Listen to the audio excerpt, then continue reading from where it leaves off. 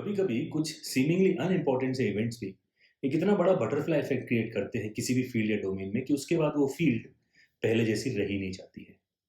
आज world cricket में India का डोमिनेंस है, ना सिर्फ कमर्शियली बल्कि स्पोर्टिंगली भी। आपको पता है कि इसकी नींव, इसका ट्रिगर पॉइंट क्या था? क्या आप कहेंगे कि वो 83 वर्ल्ड कप की विन थी, जिसमें हमने अंडरडॉग होने के बावजूद भी वो ट्रॉफी उठाई थी? या फिर 2011 वर्ल्ड कप का धोनी का वो छक्का जिसने पूरे देश में एक बार फिर क्रिकेट का पैशन क्रिएट कर दिया था? या फिर 2001 की वो ईडन गार्डन्स की विन जिसने हमें पहली बार बताया था कि हम किसी भी परिस्थिति से निकलकर मैच को जीत सकते हैं। ये सभी बहुत इंपॉर्टेंट इवेंट्स थे, पर इनमें से कोई भी वो इवेंट नहीं है जिसने एक बटरफ्लाई इफेक्ट क्रिएट किया था इंडिया के क्रिकेटिंग डोमिनेंस का। वो इवेंट है एक पाकिस्तानी प्लेयर की मिस्टेक। जी हाँ, एक पाकिस्तानी प्लेयर का क्रिकेटिंग ब्लंडर जो ट्रिगर पॉइंट बना इंडिया के डोमिनेंस का वर्ल्ड क्रिकेट में। कौन सा है वो इवेंट, क्या हुआ था उसके पहले और क्या हुआ उसके बाद, आइए जानते हैं इस वीडियो में। क्रिकशाला में आपका स्वागत है।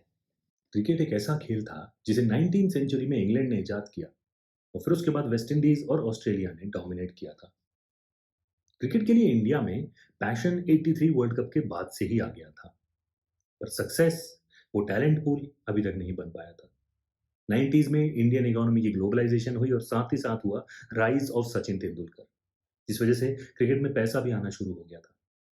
पर उस देश को सक्सेस बिल्कुल नहीं मिल पा रही थी, जो खुद एक डेवलपिंग कंट्री था। 2000 का समय आया, मैच फिक्सिंग जैसी चीजें होने लग गई। साथ ही साथ क्रिकेट जैसे लंबे खेल के लिए अब लोगों के पास टाइम नहीं बचा था। 5 दिन का टेस्ट मैच लोग देखना नहीं चाहते थे, यहाँ तक कि पूरे एक दिन का वनडे भी अब लोगों को पसंद नहीं आता था। धीरे धीरे स्टेडियम्स होने लग गए खाली। साउथ एशिया के अलावा किसी और देश में क्रिकेट की पॉपुलैरिटी उतनी बची नहीं थी। इसलिए क्रिकेट एक ग्लोबल गेम बनने के जो रास्ते पे चला था, वो रास्ता अब बंद होता हुआ दिख रहा था। फिर आई एक ऐसी इन्वेंशन क्रिकेट की जो इंग्लैंड ने एज एन एक्सपेरिमेंट की थी, टी20 क्रिकेट। इंग्लैंड में टी20 की चैंपियनशिप हुई और उसे लोगों का अच्छा रिस्पॉन्स मिला। पहली बार क्रिकेट एक छोटे फॉर्मेट में आया था, जिसे लोग देखते, एंजॉय करते और 3-4 घंटे के अंदर अपने घर चले जाते थे। धीरे धीरे आईसीसी ने भी इसे अडॉप्ट करना शुरू किया, पर बड़ी टीम्स ऑस्ट्रेलिया, इंग्लैंड, न्यूजीलैंड वगैरह इक्का दुक्का मैचेस खेलती थी। पर फिर आया 2007 का वो वर्ल्ड कप। वर्ल्ड टी20 को इंडिया ने इतना अनसीरियसली लिया था कि उन्होंने अपनी मेन टीम भेजनी भी जरूरी नहीं समझी। तेंदुलकर, गांगुली, द्राविड, कुंबले, जहीर सब रेस्ट कर दिए गए थे। इंडिया ने इस टी20 वर्ल्ड कप के पहले सिर्फ एक टी20 खेला था अपने पूरे इतिहास में। India was the last test playing nation to adopt टी20 क्रिकेट। इंडिया कभी भी टी20 को सीरियस क्रिकेट की तरह लेता ही नहीं था। पर फिर 2007 के वर्ल्ड कप ने इंडिया के लोगों के बीच टी20 को पहुंचाया। पहला मैच पाकिस्तान के साथ टाई हुआ और हमने बॉल आउट में जीता। उसके बाद जब हम सुपर सिक्स में गए, तो न्यूजीलैंड से हारने के बाद हमने साउथ अफ्रीका को हराया। वो आरपी सिंह की बॉलिंग, वो रोहित शर्मा का रन आउट, वो दिनेश कार्तिक का कैच। उसके बाद बारी आई इंग्लैंड की। युवराज के उन 6 छक्कों ने पूरे देश को फ्रेंजी में डाल दिया। पर हमेशा की तरह सेमीफाइनल में पहुंच चुका था ऑस्ट्रेलिया। फिर आई युवराज सिंह की वो पारी, श्रीसंत का वो स्पेल, हरभजन सिंह का वो सेकंड लास्ट ओवर, वो कैचेस, वो फील्डिंग। इंडिया ने सबसे बड़े दावेदार को बाहर कर दिया। और फाइनल, आर्च राइवल्स इंडिया और पाकिस्तान के बीच। क्रिकेट का इससे बड़ा एडवर्टाइजमेंट दुनिया में हो नहीं सकता था। स्टेडियम खचाखच भरा हुआ, फाइनल शुरू हुआ और फाइनल में मैच कभी इस तरफ कभी उस तरफ। गौतम गंभीर की पारी ने इंडिया को एक फाइटिंग स्कोर दिया, पर इमरान नजीर की शुरुआत ने मानो वो मैच इंडिया से खींच ही लिया था।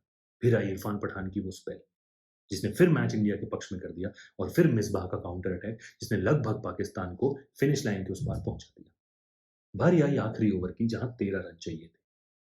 धोनी के पास ऑप्शन था एक्सपीरियंस हरभजन सिंह के पास जाने का, बट उन्होंने एक हरियाणा पुलिस का एक सब इंस्पेक्टर जोगिंदर शर्मा चुना, जो ढीली ढाली, डिबली डोबली 120 की स्पीड पर गेंद करने वाला गेंदबाज था। पता नहीं धोनी के मन में उस समय क्या चल रहा था। पहली गेंद वाइड और फिर मिसबाह ने एक सीधा छक्का लगाया सामने। लग रहा था कि अब मैच जा चुका है, टी20 वर्ल्ड कप जा चुका है इंडिया से। पर फिर आया वो मौका जिसने क्रिकेट को हमेशा हमेशा के लिए बदल के रख दिया। मिसबाह ऑफ स्टंप के बाहर गए और एक स्लोअर गेंद को कीपर के ऊपर से खेलने की कोशिश में चले गए।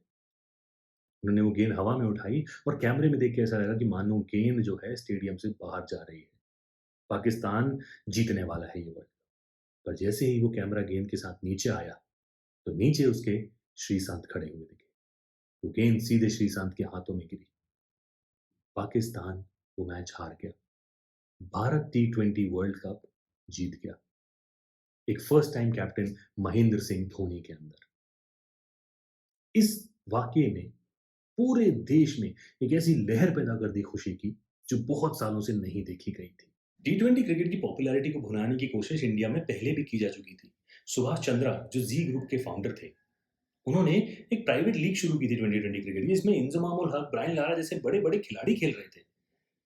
इंडियन क्रिकेट लीग, पर उसे बीसीसीआई से मान्यता नहीं थी। बीसीसीआई को समझ में आ गया कि T20 क्रिकेट, जिसे वो अभी तक सीरियसली नहीं ले रहे थे, वो अब युवा पीढ़ी में बहुत पॉपुलर होने वाला था। नतीजा ये कि बीसीसीआई ने आनन-फानन में ललित मोदी नाम के एक बिज़नेसमैन को, जो बहुत श्रूड, बहुत चालाक बट बहुत इंटेलिजेंट था, एक ज़िम्मेदारी दी कि एक T20 लीग का स्ट्रक्चर इंडिया में क्रिएट किया जाए। और फिर जन्म हुआ आईपीएल का।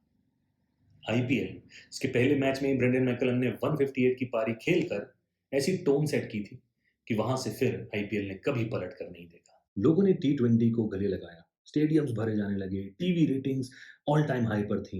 एड प्राइजेस आईपीएल मैचेस के दौरान ऐसे थे जिनकी कभी बीसीसीआई ने कल्पना भी नहीं की थी। ये जो खेल था, वो हर गांव, हर शहर के कोने कोने तक पहुंच रहा था।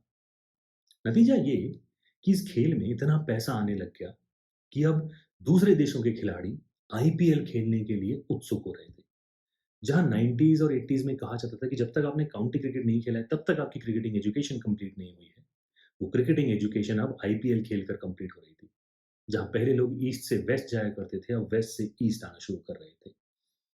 हर देश का बेहतर से बेहतर खिलाड़ी आईपीएल कॉन्ट्रैक्ट के लिए फाइट करने लगा था। हुआ ये कि इतना पैसा आने की वजह से हर छोटे बड़े शहर गांव में बच्चा क्रिकेट खेलना शुरू करने लगा। और जैसे ही वो टैलेंट बाहर निकल कर आता था और उसे आईपीएल में मौका मिलता था, वो इमीडिएटली दुनिया के बेस्ट खिलाड़ियों के बीच खेल रहा होता था। नतीजा ये कि वो इंटरनेशनल क्रिकेट में आने से पहले ही इतना तैयार हो चुका होता था, इतने बड़े-बड़े लोगों के बीच, इतनी प्रेशर के बीच खेल चुका होता था कि अब इंटरनेशनल क्रिकेट उसे उतना बड़ा स्टेप अप नहीं लगता था, जितना वो पहले था। आज इंडिया की क्रिकेट के 60% से ज़्यादा खिलाड़ी आईपीएल परफॉर्म करने के बाद टीम में आते हैं।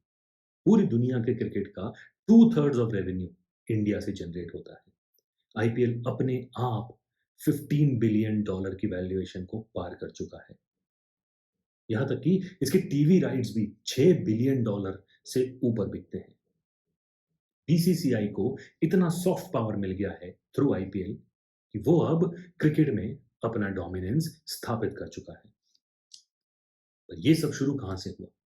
ये सब शुरू हुआ उस एक शॉट से।